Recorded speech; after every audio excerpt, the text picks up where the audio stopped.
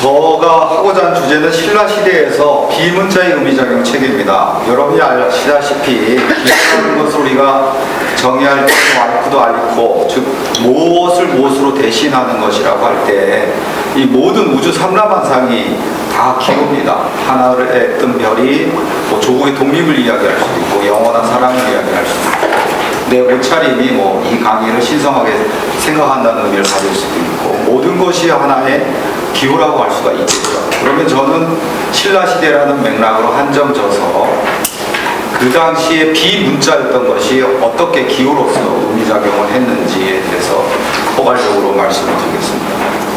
우선 인간이라고 봤을 때는 인간은 뭐 리차드 도킨스가 말한 대로 이기적 유전자를 담은 생존기계다. 그래서 그런 생물학적 존재라고 볼 수가 있고 뭐 에드워드 윌슨이나 이런 사람들이 주장하듯이 그럼에도 불구하고 일타적인 협력을 하는 어떤 사회적 존재다.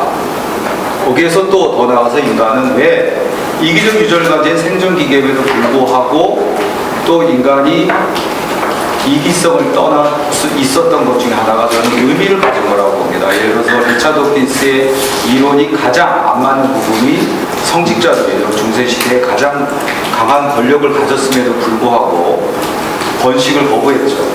그게 동물 세계에서는 가장 강력한 권력을 가진 자들이 수많은 암컷을 누리지만 그럴 수 있는 것은 더 나은 의미가 있기 때문인 거죠. 그렇기 때문에 저는 인간은 어떤 의미를 해석하고 결단하는 실존적인 존재다. 또 인간은 아름다움을 추구하는 미적 존재다.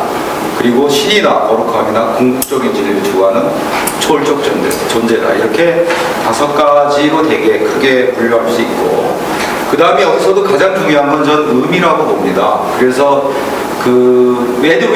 에드워드 윌슨이 그런 질문을 던져요. 인류가 어떻게 10,000년 만에 생명을 복제하고 스마트폰을 만들고 우주에 다른 곳으로 여행할 수 있는 그 문명을 건설하느냐. 그러면서 이제 답을 이제 뇌의 가소성과 어떤 사회적 협력으로 얘기를 합니다. 저도 물론 그 2가지도 답이 된다고 봅니다. 그러나 가장 이제 에드워드 윌슨의 통섭이란 말도 저는 거부하는 입장이지만 그 사람이 어떤 자연과학들로 모든 인문과학을 아우르기 때문에 그런 생각을 했다고 봅니다. 제가 봤을 때 거기에는 중요한 무엇이 빠져있는데 바로 의미라고 생각합니다.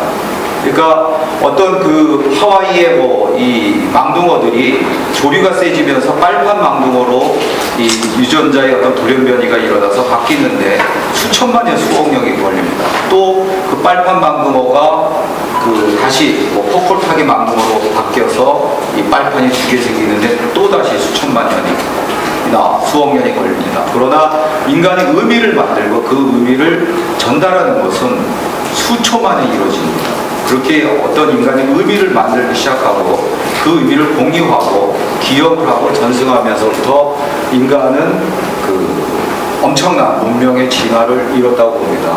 그래서 저는 세계사를 의미 중심으로 다시 쓰여져야 된다고 봅니다. 도구라는 것을 우리가 중심으로 세계사를 뭐 구석기, 신석기, 뭐 청동기, 철기 나는 것도 의미가 있지만 도구라는 것은 다른 짐승들도 많이 사용합니다. 유인원, 뭐 원숭이뿐만 아니라 뭐 해달, 뭐 독수리 얘네들까지도 도구를 사용하고 그렇기 때문에 저는 인간이 짐승과 가장 구분되는 특성 가운데 하나는 지금 말씀대로 의미를 만들고 그 의미를 공유하고 기억하고 전승하는 것이라고 봅니다. 그래서 여기에 밸런스라는 것, 균형이라는 것으로 한번 이렇게 예를 들어봤습니다. 그러니까 1단계는 이제 숲생활기입니다. 그래서 600만 년에서 330만 년까지입니다. 그래서 사헬란트로푸스 차덴시스에서 오스트랄로피테쿠스 아파란시스에 이른 작입니다.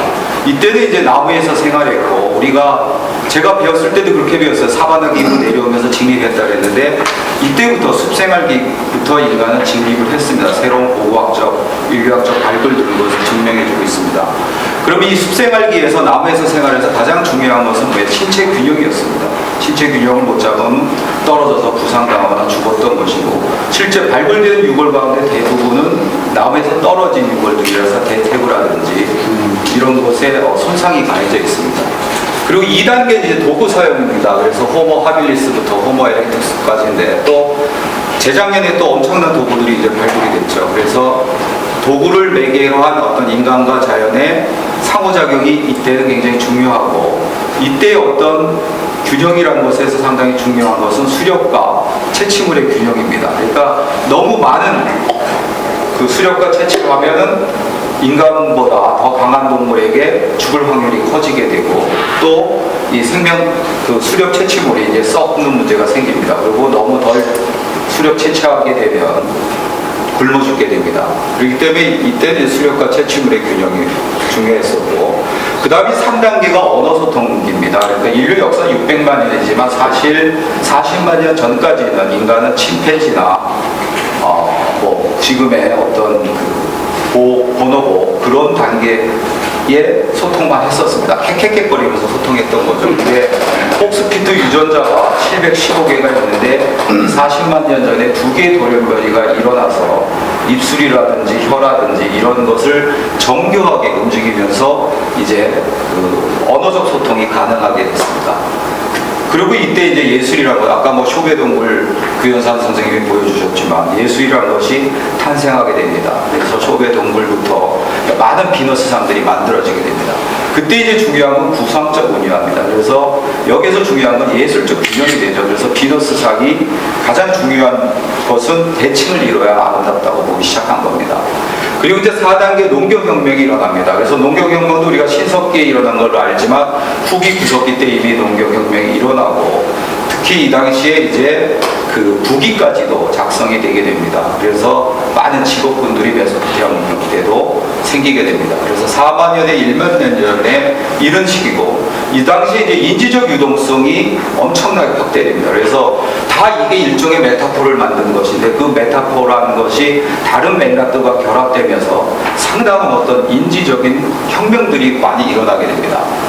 그래서 여기서 구체적인 운영화가 이제 생겨나게 되고 균형으로 예를 들면 이제 산림이나 재정의 균형, 너무 산림을 검소하게 하면 이제 사람들의 인심을 잃고 또 너무 산림을 방만하게 하면 그 사치하게 되겠죠.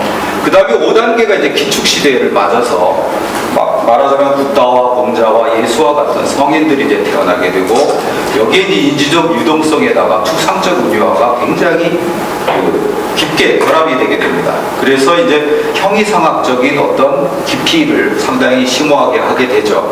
그래서 여기서 균형이라는 개념도 중도와 중형이라는 개념으로 이제 운유화가 일어나고 이 중도와 중형도 처음에는 어떤 욕망을 너무 절제해도 안 되고 욕망을 너무 확산해도 안 되는 그 중간을 가자고 이런 식의 초기적인 중도의 개념에서 나중엔 상당히 형이상학적인 깊이로 우리가 지금 불교나 어떤 성리학에서 배우는 중도와 중형 개념으로 발전이 일어나게 됩니다. 그래서 저는 이렇게 의미로 있는 어떤 인류의 역사의 서술이 새롭게 돼야 된다고 보고요. 자, 뭐 아시겠지만 그러니까 간단히 이제 기호라는 것을 보면 이제 시니피안과 시니피의 결합체라고 보죠. 그래서 나무 그랬을 때 어쿠스틱 이미지, 어떤 청각적 영상이 시니피안이고 거기에 담겨 있는 의미나 개념의 면을 시니피아라고 그러고 이 시니피안과 시니피아가 결합되면서 어떤 의미를 우리가 해석할 수 있게 되는 이런 것을 시그니피케이션, 의미작용이라고 합니다.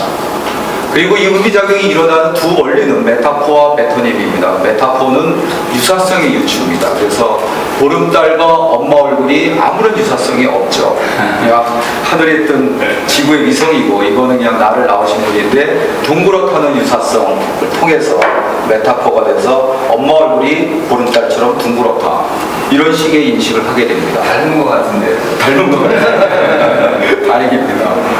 그 다음에 이제 메토님은 인접성의 유치입니다. 축구에서 박지성, 뭐 칠판에서 지우개, 참새, 호수아비 이런 것들은 다 인접성의 유치인데 바로 인간이 이 두 측에 의해서 이제 메타포와 메토님에 의해서 의미작용 체계가 일어난다는 것입니다. 그리고 이 의미가 단순히 어떤 것으로 바꿀 뿐만 아니라 그거에 대해서 어떤 실천과 어떤 상호작용까지 일어난다는 것이죠. 그래서 저는 이제 화생 기호학이라는 이론을 만드는데 그 중에 이제 그 은유와 환유에 관련된 부분을 보면 인간이 이제 이 삶을 보는 건 상체형이 세 가지 틀이 있다고 봅니다. 그래서 상은 우리말로 이제 품입니다. 드러나는 어떤 모습이라고 할 수가 있는 거죠. 그러니까 보름달에서 보름달처럼 둥그런 어떤 쟁반이나 미나 민이나 어머니 추상화시키면 완전 좋아 이런 의미를 떠올리고 그 다음에 용은 이제 작용, 이제 우리말로 지시입니다. 그래서 그 작용이나 운동하는 거죠. 보름달이 하늘과 땅을 왔다 갔다 하니까 보름달이 하늘과 땅의 중개자라, 이런 의미를 갖는 거죠. 그리고 인간은 보이는 건 너머에 보이지 않는 것, 어떤 본질과 비슷하겠죠. 서양의 용어로 치면 그 몸, 그러니까 달의 어떤 본질은 차고 기는 것이다 할 때 변화나 연보성세라든지 떠올리고, 그다음에 사라졌다 다시 나타난다 할 때는 부활이나 이제 영원성이라는 걸 떠올리게 되고, 드러나고 감추는 것이 서로 연기적으로 일어난다 할 때는 화엄 철학에서도 상당히 난해한 것 중에 하나, 은밀현료 구성론이라는 의미를 떠올리게 된다는 거죠. 그래서 이것을 어떤 창조적으로 떠올린 건 다 시적인 의미들이 되겠죠. 근데 이 체의 메타포가 저는 이제 철학으로 진행이 되는 것이고, 이것을 갖다가 집단적으로 실천할 때 저는 의뢰가지고 이제 문화라고 봅니다. 그러니까 새가 하늘과 땅을 왔다 갔다 한다. 그러니까 새가 하늘과 땅, 인간과 신의 중개자로 생각하고 솥대를 만든다든가, 아니면 그 새에 관련된 인간과 신의 어떤 중개 역할을 하는 그런 신화를 만들고, 또 실제로 이제 새의 깃털을 한 모자나 그 형상을 한 금관을 만들고, 이런 것들도 다 여기서 빚어지는 거라고 합니다. 환연의 이제 인접성도 똑같습니다. 부분 전체에서 분하고 달이라든지 공간적으로 인접했기 때문에 천상계 하늘을 떠올린다든지, 몸 형식 간에는 공이라든지, 그 다음에 달이 떴다는 게 말다라를 말한다든지, 이런 식으로 이제 화쟁의 은유와 이제 환유 체계를 우리가 좀 더 체계적으로 구성할 수가 있습니다. 그 다음에 이제 제 화쟁의 기원 이론에서 중요한 것 중에 하나가 세계관이라는 것입니다. 세계관은 간단히 말씀드리면 세계 부존이나 어떤 모순에 대해서 집단 무의식적으로 대응하는 양식의 체계입니다. 그러니까 내 누이가 전혀 잘못도 하지 않고 평생을 선하게 살았는데 어느 날 누이가 중병에 걸렸다. 이건 분명히 세계 부존입니다. 그거에 대해서 샤머니즘 세계관에 있는 사람들은 샤머네 가서 구술하겠죠. 그러나 불교적 세계관에 있는 사람은 샤먼을 부처님을 찾아가서 공양을 드릴 겁니다. 그러나 근대 과학적 세계관에 있는 우리들은 병원으로 달려갑니다. 그런 것이 이제 세계관이라는 것이고, 또 세계관은 어떤 의미작용의 바탕체계라고 보는 것입니다. 그래서 예를 들어서 보름달이 상가디를 고르게 비춘다라는 것이 있을 때, 이건 보름달의 아까 용어로 본 지시죠. 용인데, 이걸 보고 불교적 세계관에 있는 사람은 부처님의 자비가 높은 귀족, 낮은 양인에게 고루 비치고 있다라고 해석을 하게 되고, 유교적 세계관에 있을 때는 임금님의 은총이 높은 양반과 낮은 평민에게 고루 비치고 있다라고 해석하게 됩니다. 그래서 우리가 교과서에 실렸던 관동별곡에서 달이 사해를 다 비추고 있다 그럴 때 우리는 그것의 달이 선조 임금이다. 그래서 선조 임금의 은총이 양반과 서민들에게 고루 뿌려주고 있다. 이렇게 해석하게 되는 것입니다. 그래서 저는 어느 시대의 의미작용 체계를 알려면 세계관이라는 것을 갖다 먼저 제고해야 되고, 어느 한 시대에 하나의 세계관만이 있는 것이 아니라 주동적 세계관이 있고 잔존적 세계관이 있고 부상적 세계관이 있다고 봅니다. 그러니까 지금 우리 시대로 본다면 근대 과학적인 세계관이 주동적 세계관이면, 잔존적 세계관은 토테미즘 샤머니즘도 있습니다. 그래서 지금도까지도 어떻게 해요? 지금은 덜하지만 한 10년 전만 하더라도 임산부들이 커피 안 마셨어요. 그리고 닭껍질도 안 먹었습니다. 토테미적 세계관이거든요. 그러니까 카페인이 우리한테 나쁘다, 아기한테 나쁘다라는 과학적 세계관도 있지만, 우리 아기가 커피처럼 시커먼 피부를 가진 애가 나올까봐, 아니면 얘가 닭껍질 같은 애가 나올까봐 더 안 먹었던 거죠. 그런 것이 토테미적 사건. 네, 더 안 먹었습니다. 안 먹었어요. 저희 어머니 세대들 그러더라고요. 커피 안 마시는 이유를 왜 그래요? 그랬더니 검은 애 나오면 어떻게 해요? 그게 토테미적 세계관이야. 우리 집사람도 그랬어요. 그랬어요. 아니 그런 요소가 전혀 없는. 네, 그렇게 중층적으로 결합되어 있다는 세계관이. 한 사람한테까지도. 그래서 그 세계관을 알아야 되는데, 알기 위해서는 상당한 작업들이 필요해요. 제가 이렇게 한 것, 제가 신라인의 마음으로 상동유사를 읽는다는 책을 썼고, 오늘 내용도 거기에 있는 내용들을 많이 요약한 건데요. 감히 건방지게 그 제목을 쓴 거는, 이걸 알기 위해서 하나는 뭐냐, 부조리에 어떻게 대응하냐, 혜성이 나타나는 데 대해서 어떻게 대응하냐, 그런 것들을 쭉 유추해서 조사해서 일반화했고, 또 하나는 상당히 오랜 작업이냐, 그 당시에서는 해 일자는 일자를 다 모으는 거예요. 꽃 화자 이렇게 모아서 아까 같은 사전을 만드는 거예요. 그러니까 예를 들어 해일자다. 해처럼 명확하게 처리하라. 그랬을 때는 해가 명확하다는 뜻이겠죠. 근데 뭐 여러분이 알다시피 연호랑 세운호조에 나오는 해는 또 왕의 뜻이겠죠. 그런 식으로 사전들을 만든 거죠. 여러 가지 키워드를 그 당시 이제 이 검색 기능이 없었기 때문에 카드를 엄청나게 만들어 갖고 그 작업을 한 결과가 이제 세계관을 제고할 수 있었던 것입니다. 그래서 이제 신라 시대를 우리가 1000년을 그냥 굉장히 짧게 봅니다. 기억의 시간의 어떤 그 분석이나 해석이 비례하잖아요. 조선조는 기억을 많이 하고 있고 조선왕조 실록이라든지 이런 자료들이 많으니까 500년이 굉장히 다채롭게 펼쳐지는데 신라 시대는 그냥 업장의 자료가 거의 없습니다. 사실 삼국사기 상목유사와 몇몇 비문들, 그 다음에 유물들 이런 거기 때문에 이 신라 시대를 우리가 굉장히 간단하게 생각하지만 1000년이 넘는 시기예요. BC 57년부터만 잡아도 엄청난 시간입니다. 그래서 저는 신라 시대를 크게 4단계로 봅니다. 그러니까 풍유도 시대, 그 다음에 불교가 공인된 이후에 그 버풍왕 때 이후겠죠. 그때부터 이제 불교와 이 전통 사상인 풍유도가 결합된 풍유 만다라 시대. 그리고 이제 통일 이후에 이제 화엄 정토 만다라 시대.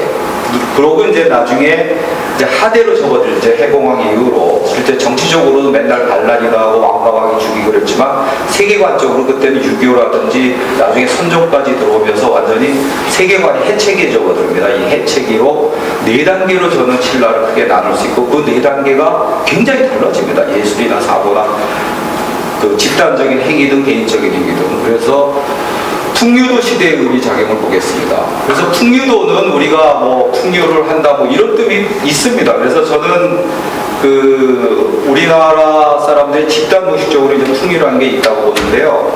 그런 거지만 기본적으로 풍유도는 한편으로 이제 생각하면 샤머니즘입니다. 그럼 샤머니즘이 뭐냐 그럴 때 이 세계 부조리에 대해서 샤먼을 매개로 제재초복의 원리를 통해서 삶의 전의를 이루는 세계관이다. 이렇게 정의할 수 있습니다. 그러니까 여기서 중요한 건 지금 여기에서라는 겁니다. 그러니까 우리나라 지금 현재를 설명하면 이해가 쉬운데 여기 뭐 기독교도도 있고 불교도도 있을 수 있겠지만 저도 지금은 불교도지만 예전에 교회를 다녔습니다. 어느 날 목사님이 저보고 그 연말에 새해 기도 적어낸 것을 저보고 정리를 하래요. 그래서 봤더니 기도 제목이 다 뭐예요? 기독교 교리랑 안 맞아요. 다 기복적입니다. 내 아들 내년에 고3인데 명문대 합격하게 해주세요. 우리 어머니 지금 치매를 앓고 있는데 낫게 해주세요. 내 남편 지금 과장인데 부장으로 승진하게 해주세요. 다 기복적이에요. 불교는 더하죠. 합격 발효기도 없애기 운동하도 안 없어집니다. 합격 발효기도 잘 되는 곳에서는 60억에서 80억 나옵니다. 어느 부처가 남의 자식 떨어뜨리고 내 자식 구출하는 기도를 들어주냐. 그건 오히려 경전에서 그런 기도는 바위를 갖다 물에 던지고 바위를 물에 뜨라고 기도하면 뜨겠느냐. 그렇게 부처님은 분명히 말씀하셨다. 그래서 이것을 모르고 한다면 무지한 것이고 스님들이 알고 한다면 그건 사기꾼이다. 세문이랍니다. 그렇지만 한 군데도 응하지 않더라고요. 이것 때문이죠. 수익이 엄청나게. 그 정도로 이제 기복적인데 그 바탕에 이제 풍유도라는 것이 담겨 있는 거죠. 그리고 이제 신라 풍유도는 자연과 상당히 뭐 쉽게 얘기하면 유교적인 개념하고 다르지만 대대적인 합의입니다. 대대적인. 대대는 좀 이따 이제 말씀을 드리겠습니다. 그런 거라고 이제 간단히 설명할 수가 있고요. 이 당시에는 이제 잔존적 세계관은 토테미즘이나 샤머니즘이 있고 부상적 세계관으로는 불교였습니다. 그래서 불교가 멀리로는 1세기경부터 이제 들어오기 시작했고 공인이 된 게 527년 버풍왕 때입니다. 자, 보면은 이렇게 그 고분에서 신라 시대 이 풍유도 시대의 고분을 보면 오리 모양 토기가 이렇게 많이 발굴이 되기도 하고 배 모양 토기가 발굴됩니다. 왜 그럴까요? 자, 이것 때문입니다. 위추왕 도검을 보면 이렇게 삼태극이 그려져 있습니다.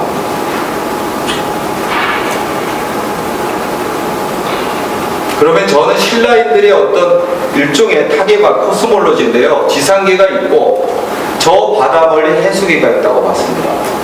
그리고 하늘 위에 천상계가 있다고 봤습니다. 그리고 천상계와 해수계를 다 묶어서 디아도월드 타계라고 봅니다. 그리고 여기 지상계는 이승이라고 봤습니다.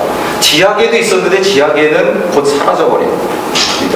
그리고 이제 천상계 해수계 자체가 다 빛의 세계, 박세계. 그러니까 박혁거세도 순수한 우리말로 밝히는 우리입니다. 그러니까 이 세상을 밝히는 사람이라는 것입니다. 그래서 우리나라 산을 보면 백자, 힐백자 들어간 산이 이름이 많죠. 눈이 없는데도 여름에 눈이 백두산처럼 있다고 몰라도 눈이 없는데도 힐백자가 많이 들어가요. 바위가 희지 않은데도 힐백자 들어간 산이에요. 그거는 밖에 대한 한자 음차입니다. 그러니까 자기 마을에서 봤을 때 해가 뜨는 쪽에 있는 산이에요. 저 산 너머에 박누리가 있다. 그렇게 이제 봐서 그랬거든요. 그래서 이런 식의 세계관을 갖고 있어서 지금도 뭐라고 해요? 사람이 죽으면 돌아가셨다, 타계했다 이렇게 봅니다. 그래서 천상계와 해수계에서 있다가 지상계로 내려왔다가 다시 일로 돌아간다고 봤습니다.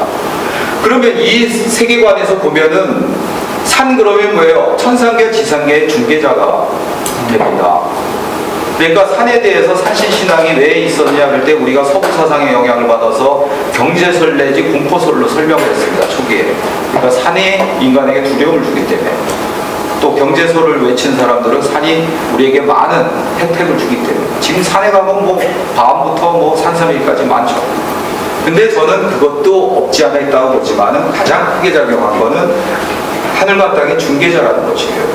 그래서 신들은 다 하늘에서 내려오고 산을 통해서, 그리고 죽으면 다시 산을 통해서 하늘로 올라갔다고 보고 거기다가 산신당을 하고 그 예로 또 천상계와 지상계 중개 역할을 하는 건 다 신이 됩니다. 새, 나무, 신단수로 다 마찬가지로 보지만 신라 공간에도 이렇게 새자가 새겨져 있고 나무도 이게 출자형 자작나무죠. 특히 자작나무가 다른 나무보다 숭배 대상이 된 건 껍질이 하얗기 때문이죠. 그리고 이게 이할평이 탄강한 표한봉입니다. 신라 육부족의 한 장이었었죠. 그러니까 신라의 최초로 그 사로국을 건설한 사람은 이 표한봉으로 내려온 겁니다. 그리고 다시 이 표한봉을 타고 올라갔다고 갖고 여기다 이제 이렇게 산신각 같은 걸 처음에 배치했다가 지금은 이제 사당으로 만들었죠. 이게 경주시의 고향입니다. 저도 경주시인데요. 제 고향이 마찬가지입니다. 그리고 이제 신단수를 만드는 거죠. 신도, 나무 또한 이제 땅에 뿌리를 받고 있으면 하늘을 향해서 가지를 솟았기 때문에 나무를 타고 신이 내려왔다가 다시 나무를 타고 올라간다고 하고 샤먼들도 이제 신단수를 갖다 놓죠. 그래서 신내림이 될 때 그 나무가 흔들리죠. 그리고 삼국유사에 가장 많이 나오는 단어가 용입니다. 왜냐하면 용은 3개 중개자입니다. 그러니까 용이라는 것은 그 중국에서 용의 기원은 양쯔강의 아버라고 하신이라는 그 중국 신학자가 얘기하더라고요. 거기서부터 용이 유추가 된 거다. 그리고 중국의 용신은 농업신입니다. 근데 우리의 용은 농업신이 아닙니다. 농업신 개념은 나중에 중국 통해서 들어온 것이고 3개 중개자라는 의미를 갖습니다. 그래서 삼국유사를 봐도 용이 동룡도 있어요. 동룡은 뭐야? 나중에 불교가 들어온 뒤에 이 불교하고 융화하지 않은 전통 신앙이나 이제 세력을 의미하는 거죠. 그리고 우리의 용의 기원은 뭐예요? 그게 물오름 현상 있잖아요. 그겁니다. 예. 용오름, 물오름이 아니라 용오름 현상에서 이제 유사 것으로 유추가 된 것이죠. 그 다음에 이제 풍류 만나라 시대에 이제 불교가 들어오게 됩니다. 그래서 법흥학 때 2차돈의 순교를 계기로 공인이 되게 됩니다. 그래서 이것은 간단히 말씀드리면 이때 들어온 불교는 정통 불교라기보다 잔밀 성격의 불교입니다. 즉신성불을 갖다 주장했고, 그러니까 한마디로 기복적 불교라고 생각하면 여러분이 이해하기 쉽습니다. 그래서 이 풍류 만다라 시대에는 전통의 어떤 신들의 의미들이 이렇게 바뀌게 돼요. 천신은 이제 제석천 개념으로 바뀌게 되고 산신은 이제 그대로 진행이 됩니다. 그러면서 화엄의 삼삼오학 신앙과 결합이 됩니다. 그러니까 신라 시대의 이 풍류도가 그 굉장히 강력하게 작용하는 것 중에 하나가 산신신앙입니다. 그래서 그 서랍을 근처에 사막을 배치하고 그 다음에 삼산을 배치하고 5학은 국경에 배치를 합니다. 신라의 변방. 그래서 동쪽에 토압, 서쪽에 무슨 산이 있어요? 계룡산, 북쪽에 태백산, 남쪽에 지리산. 이 5학 신앙을 가졌었고 이건 삼산은 대살 지냈고 5학은 중살 지냈고 그 다음에 설악산, 금강산은 24개 명산은 소사를 지냈습니다. 그것은 신라 말까지도 이어집니다. 그래서 화엄의 체계에다가 이제 통합을 해서 강력한 어떤 호국 신앙으로 발전시키게 됩니다. 그 천마신, 뭐 천조신 이런 거 상징화가 되고 대표적인 것 중에 하나가 이제 용신 신앙입니다. 그래서 이 황룡사 여러분 아시죠? 24,000평이나 넘는 땅이고 이게 이제 황룡사의 모형도입니다. 이게 구층탑의 높이가 80m나 됩니다. 이게 몽고 때 이제 불탑을 해서 그렇지. 자, 그리고 황룡사 쪽을 보면 뭐예요? 동쪽에 신궁을 지려고 했는데 용이 나타나서 지은 게 황룡사입니다. 그 황룡사 이 터는 원래는 호수였습니다. 그러니까 여기에서 풍어라든지 아니면 무사고를 빌면서 용신왕을 믿었던 세력이 있던 거죠. 그러면 옛날에 불도저도 없는 시대에 호수를 메우는 게 얼마나 힘들었겠습니까? 2만 평이 넘는 호수. 그걸 메웠어요. 메우는 방법은 흙을 퍼다가 물을 뺀 다음에 차곡차곡 하고 판축 기법을 해서 이 나무로 다져야 됩니다. 그것도 농한기니까 한겨울에 나무로 다지고 거기다 판잘 깝니다. 그리고 또 이렇게 흙을 쌓고서 그래서 황룡사 이 땅을 이렇게 쫙 이거 수직으로 해보면 치부떡처럼 되어 있습니다. 치부떡처럼. 그 굉장히 힘들었겠죠. 근데 그걸 메운 것은 용신왕을 믿는 세력들이 있었던 거죠. 거기를 이제는 불교 세력을 포용하고 이제 절을 지었다는 것이 정치적 해석이죠. 실질적으로 이쪽에 용왕당이 있어도 문물이 있습니다. 그리고 산신각도 마찬가지입니다. 이거 백담사 산령각이지만 화엄사다 그러면 지리산의 근처에 산신을 믿는 세력이 있었던 거죠. 그것을 이제 신라가 국경을 지리산 지역까지 넓히니까 어떻게 된 거예요? 거기다 절을 짓고 대신 산신각을 배치하고 대신 지금까지도 뭐예요? 대웅전 옆에 산신각이나 독성신이나 그 삼성 모신 거 산신 또 뭐죠 하나 칠성신을 모신 삼성각이 있게 되고 지금 산신각에 지내는 산신제나 그 다음에 아미타불에 지내는 아미타제나 똑같은 위상으로 지금까지도 제를 지냅니다. 그 다음에 화엄정토 만나라 시대는 이제 원효라든지 의상이라든지 이런 화엄에 밝은 사람들의 노력도 있었지만 통일 전쟁을 통해서 엄청난 어떤 죽음의 참상을 겪게 됩니다. 그래서 이제는 내세란 개념이 들어옵니다.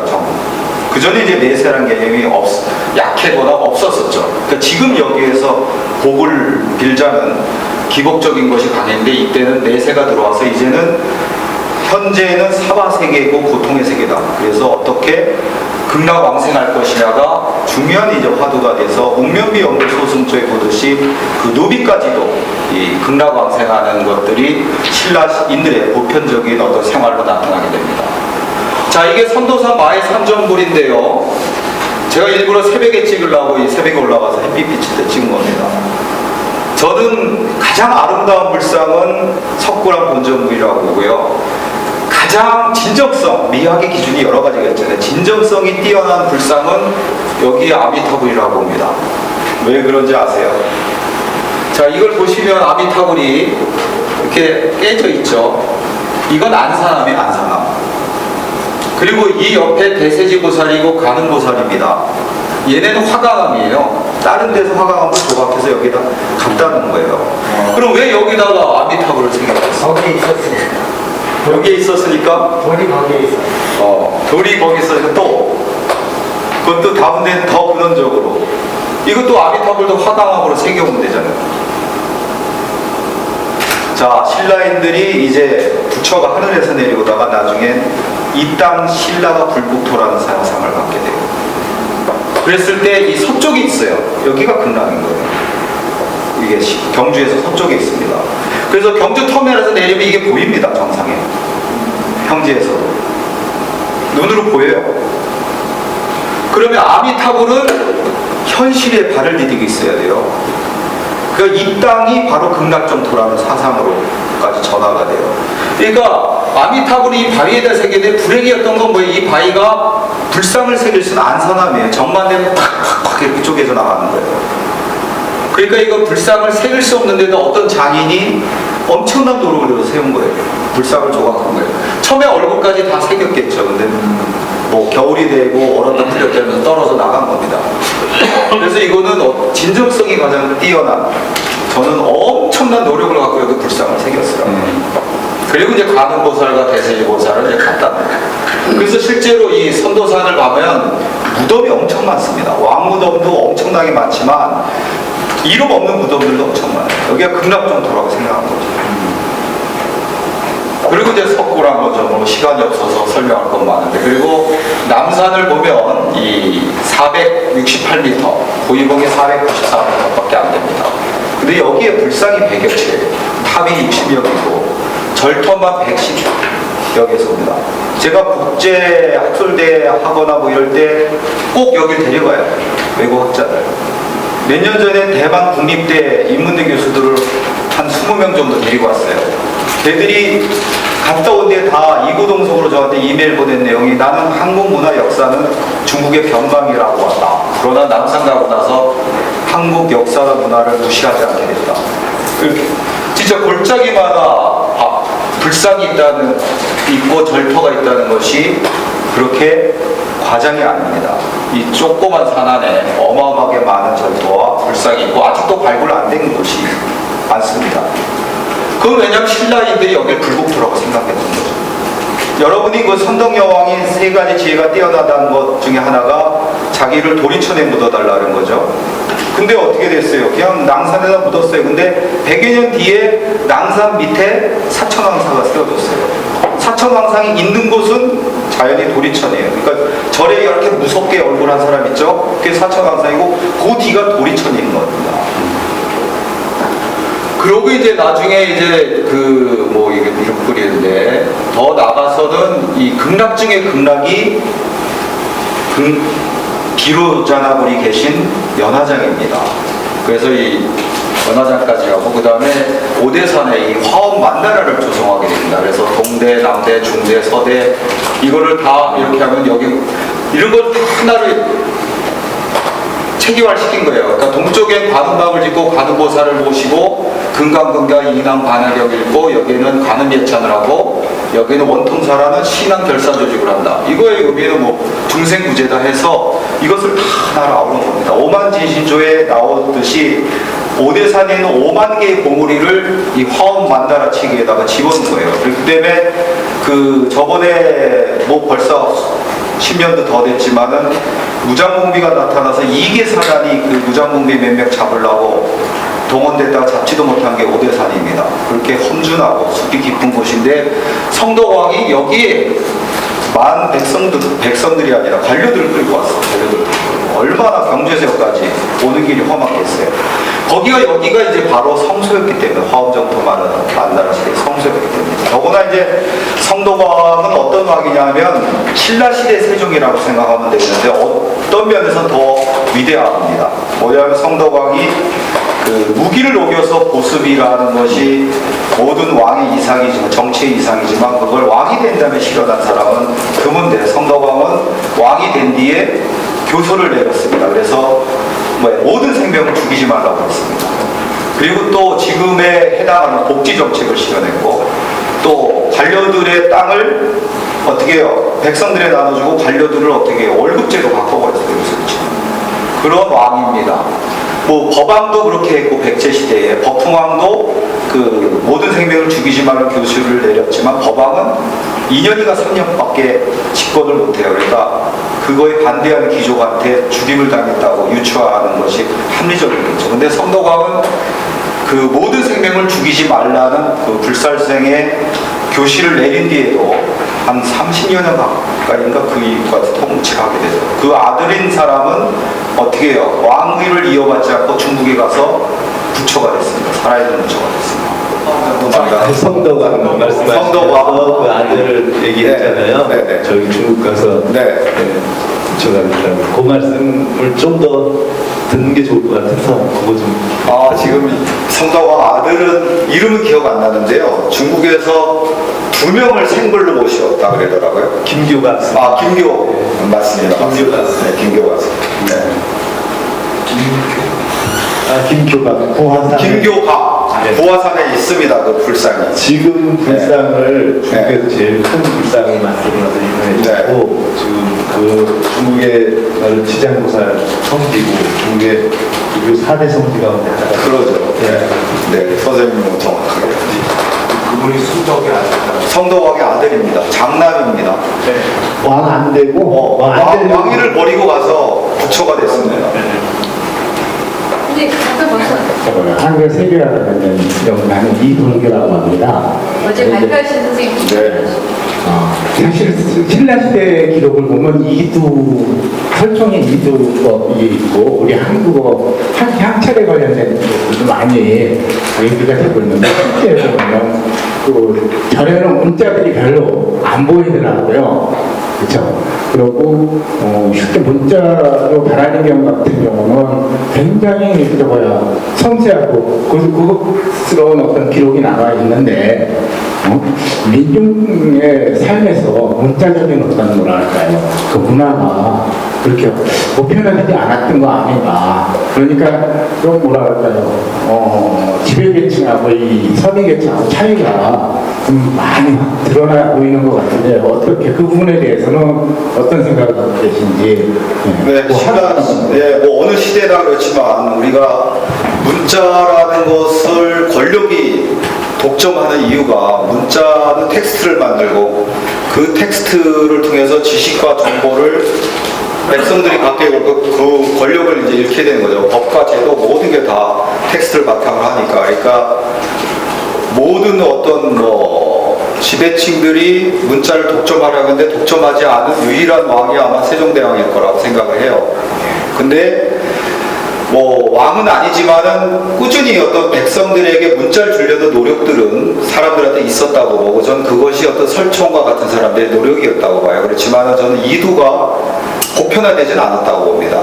그러니까 다만 이제 신라 시대의 어떤 신분 사회가 굉장히 강한 것 같았지만 또 신라 시대가 가장 후진 사회였고 경제력도 굉장히 약했음에도 불구하고 삼국을 통일한 기반이 뭐냐 할 때 저는 어떤 화랑제도 같은 거라고 보는데 그럼 화랑제도가 어떤 역할을 했나 할 때 저는 사회통합 기능을 했다고 봐요. 그러니까 화랑들은 그 왕족에서부터 서민까지 다 들어갈 수 있었단 말이에요. 청년의 그 일정한 나이에 이르고 그 일종의 풍류도죠. 풍류도 사상을 자기가 실천할 의사만 있으면 그렇기 때문에 그런 어떤 사회통합 기능을 한다고 했을 때 화랑들은 이제 이두를 썼다고 볼 수가 있단 말이에요. 어느 정도 임시서기석의 증거 하나밖에 없지만 그랬을 때 지배층은 한자를 쓴 것 같고 그 다음에 이제 그 중간층들은 한문 문법 체계가 너무나 어려우니까 이두식의 어떤 한자를 갖다 썼고 그 다음에 이제 백성들은 거의 문자 생활을 하지 못한 거라고 생각합니다. 감사합니다. 네. 다른 선생님도 혹시 코멘트나 질문이나 네. 사실 제가 굉장히 존경하는 선생님이시고요. 제가 어릴 때 선생님이 이렇게 많이 이야기를 듣고 또 이제 문화에 대해서 조예가 깊고 그런데 어느 순간 불교 쪽으로 막 가셔가지고 오늘 보시면 아시겠지만 굉장히 복잡한 그 신라 시대 또는 불교 시대의 어떤 일대기를 체계화하시는 일을 하셨더라고요. 그게 석굴암도 들어가겠지만 책도 들어가게 되고 또 처음에 이제 세계관을 말씀하신 이유가 이 모든 거를 이어서 하나로 꿰려면은 연구자가 가져야 할 근본적인 틀이 필요했을 텐데 저는 그게 좀 궁금했어요. 이거를 연구하시다 보니까 어떻게 추후적으로 찾아내신 건지 어떤 직관이 있어서 이거가 다 해가지고 조금 죄송한 표현을 쓰자면 엮은 건지 이게 좀 궁금했습니다. 네. 저는 그 처음부터 뭐 신라시대 연구할 생각 하지도 않았고 그 불교에 대해서도 전혀 몰랐습니다, 사실. 근데 향가를 이제 연구를 하게 됐어요. 그랬더니 주변에 오히려 저를 아끼는 사람들이 말리더라고요. 향가가 14수 갖고 한 2,000여 편, 어학까지 포함해 2,000여 편의 논문이 나와 있는데 그거 너무 어려운 작업이다. 차라리 조선조 시가 갖고 해라. 그건 아직 한 편의 연구도 안 된 시가들이 너무나 널브러져 있으니까 아니면 한시로 하든지. 그래서 저는 이제 두 가지 생각을 해서 하나는 그 고전문학은 그렇습니다. 거의 실증주의예요. 아까 구현산 선생님도 말씀하셨지만 일제시대 학문을 그대로 이어받아 갖고 특히 고전문학은 이제 새로운 수요를 안 받다 보니까 실증주의 내지 역사주의라는 방법론으로만 거의 해석을 해온 거예요. 그 때문에 저는 어떤 이론이 새로우면 새로운 해석을 할 수 있겠다는 생각을 했었고 두 번째는 이제 그렇게 한가 논문이 많이 나왔어도 불교적 깊이가 약한 것 같다. 그 당시에 불교 수준이라는 것은 오히려 지금보다 높았는데 그래서 그 당시에 불교 수준까지 연구를 하면은 뭔가 좀 깊이 있는 해석이 나올 것 같다. 이래서 이제 불교를 그때부터 본격적으로 하게 됐고 이제 원효부터 시작을 한 거죠, 아무래도. 그렇게 하다가 보니까 이제 그 서구에 이제는 사회주의와 자본주의 대립하듯이 막스주의 비평하고 형식주의 비평이 딱 대립적이더라고요. 그러니까 막스주의 비평은 어떤 텍스트 해석을 사회, 경제나 이런 컨텍스트하고 결합해서 하기 때문에 또 진정성도 있고 해석이 구체성도 있지만 완전히 문학성을 앗아가 버리고 해석을 그 역사적인 것에 종속시키는 문제가 있고 형식주의는 텍스트 중심으로 하다 보니까 내적 구조도 분석하고 문학성도 찾지만 막스주의가 가졌던 장점들 구체적인 해석이나 진정성이 없었던 거죠. 그래서 그걸 결합하는 이론들에 이제 천착을 했는데 결국은 서양에서는 그런 시도들이 바오진이나 뭐 밑사람들이 있었지만은 절충에 끝난 것 같더라고요. 결국은 이분법 체계라든지 실체론에서 못 벗어나서. 근데 원효를 저도 처음에 봤을 때는 한 문장도 이해가 안 됐었어요. 근데 결국은 그 이유가 저는 실체론이나 이분법 체계에 제가 한국 사람임에도 너무 물들어져 있었던 거죠. 그래서 그걸 벗어나서 이제 뭐 연기론적 사유를 하니까 그때부터 좀 읽히더라고요. 그래서 원효의 어떤 화쟁을 통해서 전 오히려 그 막스주의, 형식주의를 결합해서 화쟁기와 이론을 만들고 그 이론 자체가 이제 텍스트 내적을 분석을 하고 아까 말씀드렸지만 세계관이라는 걸 제고를 하고 그 다음에 이제 당시 역사, 사회, 경제의 모든 걸 이제 다 총합을 해서 일반화시킨 것을 결합해서 이제 해석하는 방식이다 보니까 신라 시대의 모든 걸 봐야 되겠죠. 아까 말씀드렸지 너무 자료가 없잖아요. 삼국사기 상명에서 기본이지만 어떤 그 금성문까지도 쫙 보니까 어느 정도 이제 감이 잡히더라고요. 기납적인 일반화가 이루어졌던 거죠. 그래서 하나 아까 뭐 해일자, 뭐 꽃화자 뭐 이런 식으로 하듯이 하니까 추상적인 일반화들이 나중에 이루어지게 돼서 그 일반화를 시킨 다음에 저 나름대로 해석을 하게 됐습니다. 네, 고맙습니다. 저도 마지막 질문을 좀 한번 해보고 싶은데 혹시 다른 오늘 발언 안 하셨어요. 그러면 제 질문을 이따가 밥 먹으면서 선생님께 마이크 드리겠습니다. 이주영입니다. 하나 여쭤보고 싶은데 고려장에 저는 이제 어린 문학 하다 보니까 고려장에 대한 느낌이 있는데 그 고려장은 그냥 우리가 이제 그렇게 이야기해서는 이렇게 이제 갖다 버리는 거잖아요. 그런데 그걸 구체적으로 누가 한번 이야기해 주다 보니까 버린 게 아니라 이제 예전에는 그 산에다 모시는 그런 게 있었는데 그대로 오면서 산에다 모시고 그분들을 잘 이렇게 안에서 불러주는 일이 생겨가지고 그런 게 생겼나 보다라고 뭐 그렇게 풀이하는 분이 좀 있었어요. 근데 오늘 말씀을 듣다 보니까 혹시 그러한 산칭 사상이 그러니까 왕이라든가 뭐 이런 유명한 사람만 왔다가 다시 신으로 가는 게 아니라 혹시 그 시대 일반인들도 그런 사람이 산에 타다가 다시 산으로 가서 신으로 되는 그러한 신앙이 민간인들한테도 같이 있어서 고려장 법식 결부되는 게 아닌가 하는 의문이 들어서 혹시 어떻게 생각하시는가 좀. 우선 산신신앙은 민간인들도 가겠죠. 굉장히 가겠죠. 그래서 민간인들도 다 자기가 타계에서 왔다가 다시 산을 매개로 하거나 뭐 새를 매개로 해서 다시 타계로 돌아간다고 생각했죠. 근데 이제 그게 저는 그 화랑하고 같이 유추할 수 있다면 일종의 유추인데요. 화랑도 원래 풍류도라는 이 세계관을 따르는 청년 집단이었단 말이에요.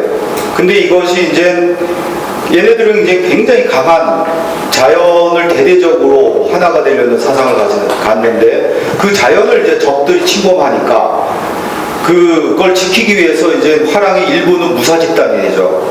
근데 김부식은 이제 유교적인 사과들을 쓰다 보니까 전부 다 무사 집단인 것처럼 했죠. 예.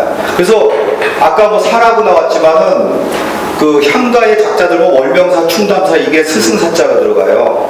그 사람들은 스님이 아닙니다.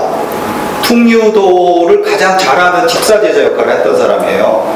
그러면서 불교도 끌어들이죠. 풍류 만드라가 된 것처럼 이 사라는 집단은 그 시대의 가장 지혜론자라고 생각하면 됩니다. 최고의 어떤 석학지에 있었던 사람. 그러니까 뭐 혜성이 나타났을 때 이걸 어떻게 대응해야 되는지 그런 걸 너무나 잘 알고 있었던 사람이죠. 그리고 우리가 또 여기 더불어서 얘기해야 되는 거는 문화적인 대응하고 정치적 대응을 구분해야 되는 거죠. 혜성이 나타났다. 저건 혜성이 나타난 것은 일본병의 침략의 징조다. 했으면 정치적 대응은 뭐예요? 일본병하고 맞서 싸우는 거예요. 그 기록 찾아보니까 또 그런 기록이 있어요. 근데 문화적 대응으로는 어떻게 우리가 지금도 입시라는 불안이 있으면은 현실적인 대응으로는 열심히 학원도 좋은 데 가고 좋은 선생님 만나서 공부하는 거지만 그걸로 부족하고 불안하니까 어떻게 해요? 뭐 엿을 사 먹는다든지 합격 발언 기도를 한다든지 이러잖아요. 그러니까 문화적 대응으로 해성가를 불러서 그 주술적 힘으로 해성을 물리치게 한 것이고 그것이 과학적으로 생각하면 사기를 준 거죠. 실제 김유신이 어떻게 해요? 유성이 자기 군대로 떨어지니까 다들 이제 우리가 졌다고 생각했잖아요. 그랬더니 연을 날려서 올려버렸잖아요. 그리고서 우리가 오히려 유성이 하늘로 올라갔으면 우리가 이길 거다 해석해갖고 김유신 군대가 그 전에 비담의 군대랑 맞서고 못 묻혔는데 그가 비담을 물리치고 이제 선덕여왕을 갖다가 구원했잖아요. 그런 식으로 문화적 대응을 구분해야 된다. 그래서 화랑도 그런 두 가지 요소가 다 있었는데 김부식은 유교적인 무사 집단으로만 했고 근데 얘네들은 원래는 이제 풍류를 즐기는 집단이었죠.